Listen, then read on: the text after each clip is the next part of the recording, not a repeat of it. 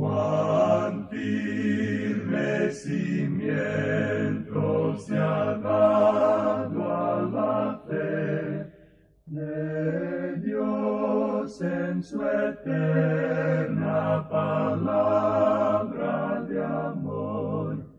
Con el propósito de compartir con usted las inmutables verdades de la palabra de Dios, presentamos A través de la Biblia, un estudio detallado y sistemático de toda la Biblia que le ayudará a conocer lo que Dios ha revelado para nuestro provecho espiritual. Estos estudios bíblicos fueron diseñados y elaborados por el Dr. J. Vernon McGee, versado maestro de la Biblia, quien dedicó la mayor parte de su vida a la enseñanza clara y sencilla de la palabra de Dios. Acompáñenos, pues, mientras avanzamos en nuestro recorrido a través de la Biblia. Cuán firme cimiento la palabra de Dios. Es un gozo estar nuevamente con usted, amigo oyente, para traerle otro estudio de la serie A través de la Biblia. Volvemos hoy, amigo oyente, a nuestro estudio en este libro de Daniel, y estamos en el capítulo 9, y vamos a comenzar leyendo el versículo 20, y dice Daniel: Aún estaba hablando y orando y confesando mi pecado y el pecado de mi pueblo Israel, y derramaba mi ruego delante de Jehová mi Dios, por el monte santo de mi Dios. Quisiéramos que usted note, amigo oyente, lo que aquí está diciendo Daniel. Él dice, mi pecado. Daniel confiesa que él ha pecado. Ahora, no estábamos seguros si debíamos o no decir esto de manera muy directa. Uno no puede encontrar en ninguna parte de la palabra de Dios alguno de los grandes pecados que pudo haber cometido Daniel. Nosotros siempre hemos enfatizado que nunca nadie ha sido salvo guardando los 10 mandamientos. Eso lo hemos repetido muchas veces en este programa, y también hemos hecho la sugerencia que si alguien sabe de alguna persona en el Antiguo Testamento que pudo ser salva al cumplir con los 10 mandamientos, pues que nos lo deje saber, porque nosotros no la hemos encontrado. En cierta ocasión, un joven estudiante universitario se acercó a su pastor y le dijo: «Usted siempre está diciendo que no hay nadie en el Antiguo Testamento que haya sido salvo cumpliendo los 10 mandamientos y que nunca pecó. Bueno, yo puedo mencionarle uno. Esa persona es Daniel». «Bien», le dijo el pastor, «hablando honradamente debemos decir que no se puede encontrar en ninguna parte donde Daniel haya pecado». ¿Qué fue lo que él hizo? No tenemos ninguna clase de información en cuanto a esto, pero, le dijo el pastor a este joven, Daniel desafortunadamente mencionó eso en una oración, y que en esa oración él nos dice que estaba confesando mi pecado. Nosotros no sabemos cuál fue ese pecado, pero Daniel lo sabía, y Dios también lo sabía. Así es que, si Daniel no pecó, y él dijo que había cometido pecado cuando no lo había hecho, entonces cometió un pecado cuando dijo que él lo había cometido. Así es que Daniel cometió pecado de cualquier forma que uno lo analice. Aquí tenemos pues que Daniel es un pecador. Nadie fue salvo por cumplir con los 10 mandamientos. Daniel está confiando junto con su pueblo en la misericordia de Dios. Y él dice aquí, «Y confesando mi pecado y el pecado de mi pueblo Israel, y derramaba mi ruego delante de Jehová mi Dios por el monte santo de mi Dios». Y eso sería Jerusalén. Ahora, continuando aquí con el versículo 21, dice, «Aún estaba hablando en oración, cuando el varón Gabriel, a quien había visto en la visión al principio, volando con presteza, vino a mí como a la hora del sacrificio de la tarde». Antes de seguir adelante, quisiéramos volver a este asunto de lo que dijo Daniel. Quizá haya algunos que se estén preguntando aún, bueno, ¿y qué pecado cometió Daniel? Amigo oyente, no creemos que sea asunto suyo o asunto mío, porque no se menciona. Él es un pecador, y él lo dice, y eso basta. Ahora él está orando en cuanto a ese monte santo, el cual es Jerusalén, y el reino de Dios va a estar allí. Uno puede ver esto allá en Isaías capítulo 2, versículos 1 y 2. Ese varón Gabriel es un ángel, y él evidentemente apareció en forma humana. Se menciona que él apareció a la hora de efectuarse el sacrificio de la tarde, el sacrificio en Jerusalén. Esa es la hora estándar en Jerusalén, pudiéramos decir, lo cual es aproximadamente las 3 de la tarde. Ahora él le da a Daniel esta profecía. Comencemos leyendo los versículos 22 y 23 de este capítulo 9 de Daniel. y me hizo entender y habló conmigo diciendo, Daniel, ahora he salido para darte sabiduría y entendimiento. Al principio de tus ruegos fue dada la orden, y yo he venido para enseñártela, porque tú eres muy amado. Entiende, pues, la orden, y entiende la visión. Daniel recibe una respuesta inmediata a su oración. Y uno puede darse cuenta aquí cuánto tiempo se demora Dios en contestar una oración. En cierta ocasión el doctor Gaebelein dijo que él se demoraba unos 3 minutos para leer esta oración en el idioma hebreo, y que para cuando Daniel terminó diciendo esta oración, el ángel Gabriel ya estaba allí. Ahora eso nos indica que él se demoró unos 3 minutos para viajar desde el cielo hasta la tierra. Hay algo interesante de notar aquí. Daniel tenía sus ojos cerrados, y él no los abrió hasta que terminó su oración. No los abrió hasta que él dijo amén. Y quizá el ángel Gabriel habría estado ya parado allí, primero sobre un pie y luego sobre el otro por 2 minutos, esperándole a que él concluyera esta oración. Así es que puede ser nada más que 1 minuto que se demoró en su viaje. Pero nosotros no sabemos nada en cuanto a esto en realidad. Ahora aquí se nos dice que Daniel era muy amado en el cielo. Esto es algo maravilloso. Y pensamos, amigo oyente, que usted y yo hoy nos encontramos en Cristo, somos aceptados en el amado. Nosotros también somos muy amados en el cielo gracias a Cristo. Ahora, prosiguiendo con el versículo 24 en este capítulo 9 de Daniel, leemos, 70 semanas están determinadas sobre tu pueblo y sobre tu santa ciudad para terminar la prevaricación y poner fin al pecado y expiar la iniquidad, para traer la justicia perdurable y sellar la visión y la profecía y ungir al Santo de los Santos. Ahora aquí se mencionan 70 semanas.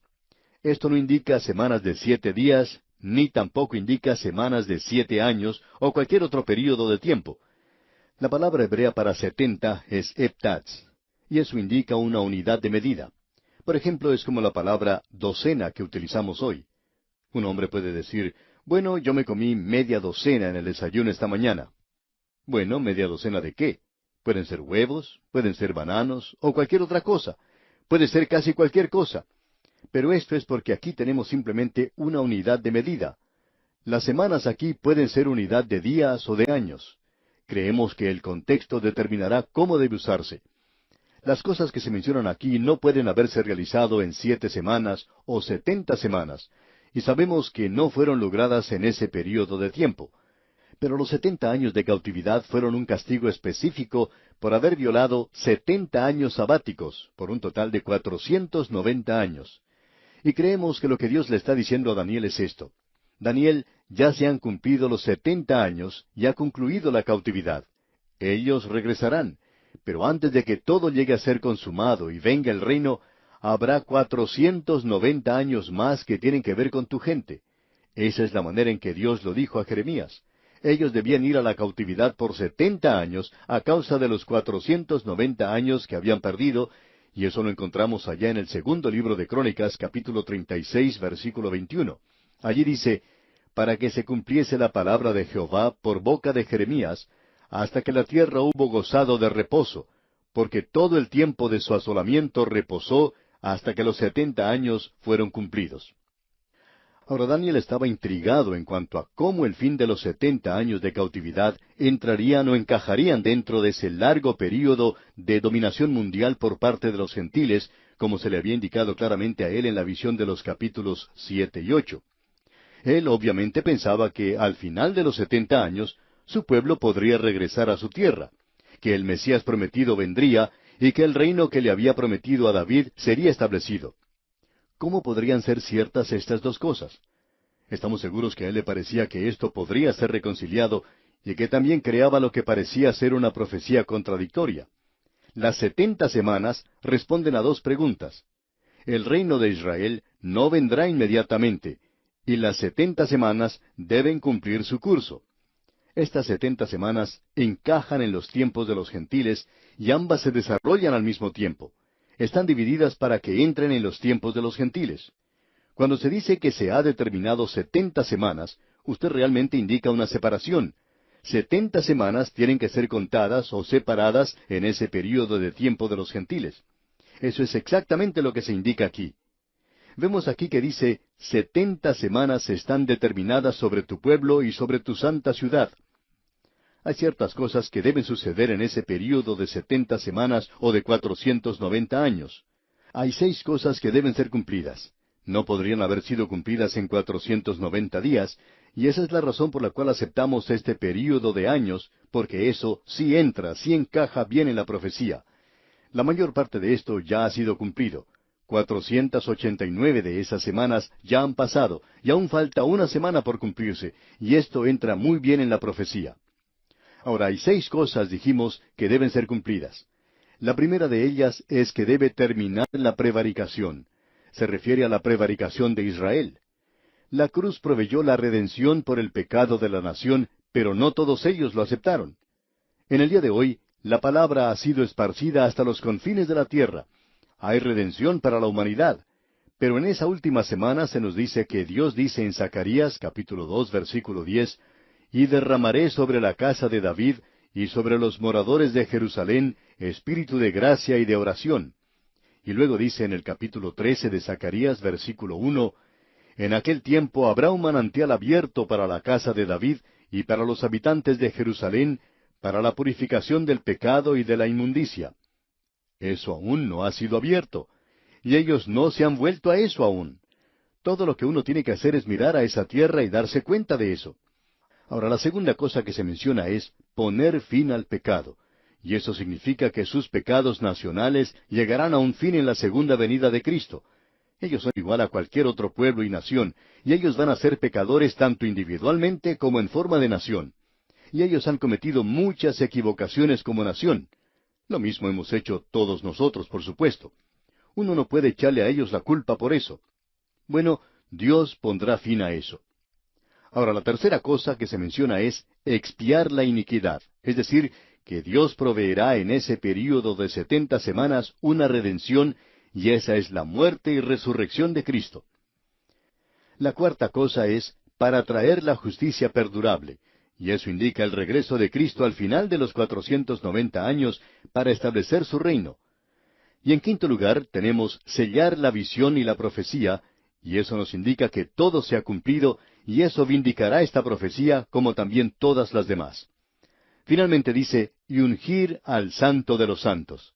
Eso tiene referencia al lugar santísimo en el templo milenario del cual habló Ezequiel en el capítulo 41, así como también en el capítulo 46 de su libro.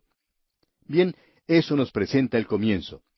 Sigamos adelante, leamos ahora los versículos 25 hasta el 27 de este capítulo 9 de Daniel. Sabe pues y entiende que desde la salida de la orden para restaurar y edificar a Jerusalén hasta el Mesías príncipe habrá 7 semanas y 62 semanas. Se volverá a edificar la plaza y el muro en tiempos angustiosos.